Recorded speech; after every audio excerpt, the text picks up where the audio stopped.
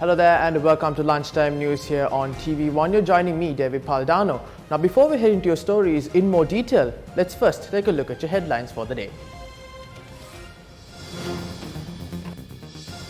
Former Defence Secretary and President Gotabaya Rajapaksa released from all indictments in the misappropriation case filed over construction of the D.A. Rajapaksa Memorial.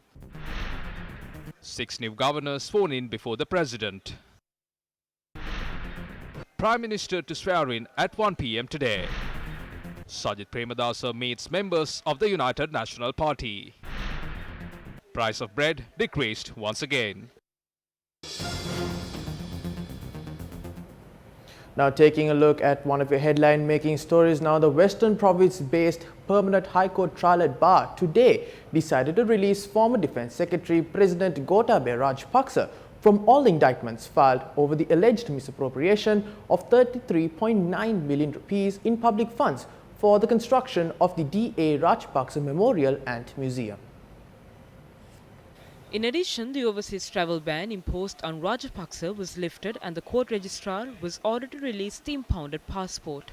The Permanent High Court trial at Bar also ordered for the bondsmen who appeared in court and placed bonds on behalf of first defendant Gotabaya Rajapaksa to be released from their bonds, and also ordered for the cash bonds placed with court to be released as well. Justices Sampath Abekon, Sampath Vijayaratne and Champa Janaki Rajaratne ordered the prosecution to inform court on or before the 9th of January on the measures which would be taken regarding the remaining 6 defendants in the case. The matter was called up today following a motion filed by Attorney-at-Law Sanath Vijayawardena.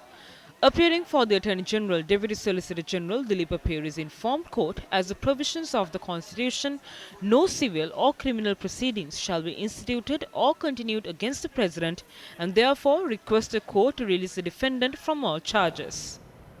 Now taking a look at more headline-making stories now, 6 new governors were sworn in before President Gotabaya Rajapaksa at the Presidential Secretariat today. Accordingly, Sita Arambepola was sworn in as the governor of the Western Province. Dr. Willie Gamage was sworn in as the governor of the Southern Province. Lalit U. Gamage as the governor of the Central Province, and A.J.A. Muzamil as the governor of the Northwestern Province. Tikiriko Bakadua was sworn in as the governor of the Sabaragamuwa Province. Raja Kollure was appointed as the governor of the Uva Province. Meanwhile, governors from the Northern, North Central and Eastern provinces are yet to be appointed. With the new governors being sworn in now, opposition leader Mahinda Rajapaksa is also said to be sworn in as Prime Minister later today. The opposition leader's media secretary Rohan Valivita said he will swear in at 1 p.m. today. Following the swearing in at the Presidential Secretariat, he is set to assume duties at 3 p.m. at the Prime Minister's office. Former Deputy Leader and MP of the United National Party Sajith Premadasa met with members of the UNP today. This meeting was held at the election office held in Vauxhall Street.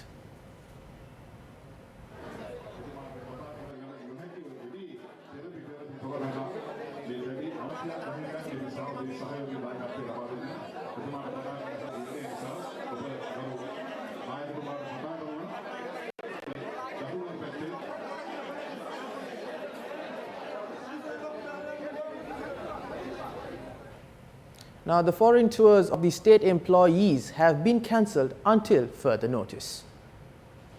The Secretary to the Ministry of Public Administration, J.J. Ratnashri, said a letter in regards to the order was delivered through the Secretary to the President P.B. Jayasundara based on orders from President Gotabaya Rajapaksa. Accordingly, the letter has been forwarded to the secretaries of the respective state sectors and departments. A meeting is currently underway between members of the Working Committee about the Parliamentary Affairs. The meeting is chaired by Speaker Karu Jayasuriya. The General Secretary of Parliament, Dampika Dissanayake, has convened the meeting based on instructions received from the Speaker. According to Newsfirst Parliament correspondent, the meeting was called to discuss Parliament's future course of action. Now, 1 person died and 5 more injured following an accident that occurred in the Udawalawa along the Emblipitiya-Ratnapura main road. The accident had occurred when a lorry, private bus and a bicycle collided with each other. The 68-year-old cyclist died following the accident, and he is a resident of Udawalawa.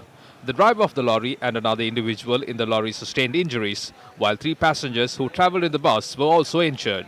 The injured were admitted to the Ambilipitia hospital for treatment. Ambilipitia police are conducting further investigations into the incident. Meanwhile, one person died in an accident that occurred in Matikumbura along Colombo-Kurunagala main road at 6 a.m. today. The accident occurred when a motorbike the individual was travelling in collided with a cab that was plying in the opposite direction.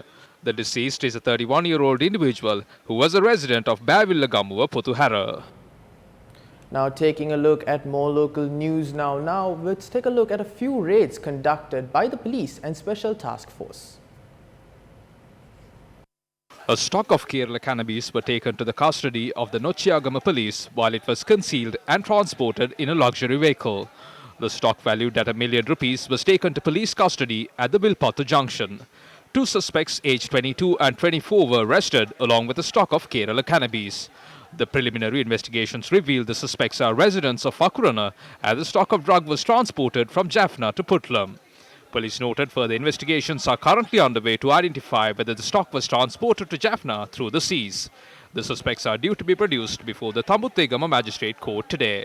Meanwhile, 2.3 kilograms of Kerala cannabis were taken to the custody of Polonnaruwa police following a raid conducted in the Kanduruvela area in Polonnaruwa.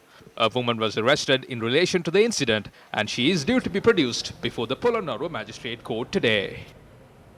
Now taking a look at more headline making stories now, the All Ceylon Bakery Owners Association says price of the 450 grams loaf of bread will be reduced by ₹5 with immediate effect.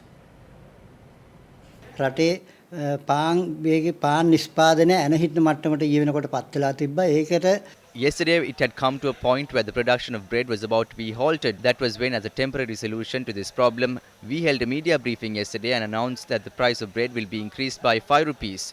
We clearly stated that this was a temporary measure. We then asked the companies to reduce the price. As it's a new government in power and because of all of this, we were in a very uncomfortable position. We held long discussions with flour companies in this regard. I think even the government intervened and afterwards those 2 flour companies reached out to us through a letter. This is the letter they sent us. And through this letter they informed us that for the 4th time they are reducing the price of bread. We inform all Sri Lankans and bakery owners that from this moment onwards we nullify the ₹5 increase that we made from midnight last night. අද මේ මොහොතේ සිට නැවත වාරයක් ඒ රුපියල් 5 අඩු කරන බව ලංකාවාසී සියලු මහජනතාව සහ බේකරි හිමියන්ට මෙයින් දැනුම් දෙනවා. Lunchtime news here on TV1. For more information, log on to our award-winning website at www.newsfirst.lk. For the Newsfirst team, I'm David Paldano. Take care.